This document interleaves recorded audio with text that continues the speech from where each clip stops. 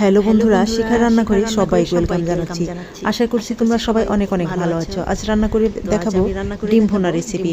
এর জন্য ডিমগুলো আমি ভেজে নিলাম লবণ হলুদ দিয়ে। এখন দিয়ে দিচ্ছি কড়াই পরিমাণ মতো তেল এবং এরপর ফোড়ন দিলাম এলাচ, দারচিনি, জিরে এবং তেজপাতা ফোড়ন। এবার কুচানো পেঁয়াজ দিয়ে একে একে আমি সব মশলা দিয়ে দিচ্ছি। 1 চা চামচ করে সব কিছু দিয়ে দিলাম।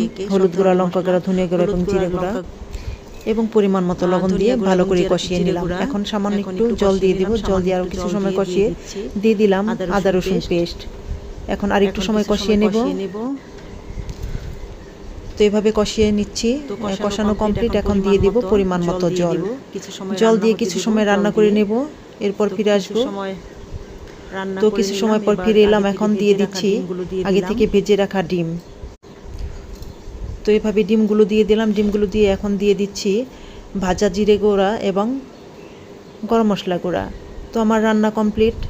তো আমার রান্নার রেসিপি কেমন লাগলো সবাই অবশ্যই কমেন্ট করে জানাবে। আর এখনও যারা আমার চ্যানেলটি সাবস্ক্রাইব করনি তারা অবশ্যই সাবস্ক্রাইব করে অল বাটন ক্লিক করে দেবে, তাহলে আমার ভিডিও ছাড়ার সাথে সাথে তোমাদের কাছে ভিডিওটি পৌঁছে যাবে। সবাই ভালো থেকো।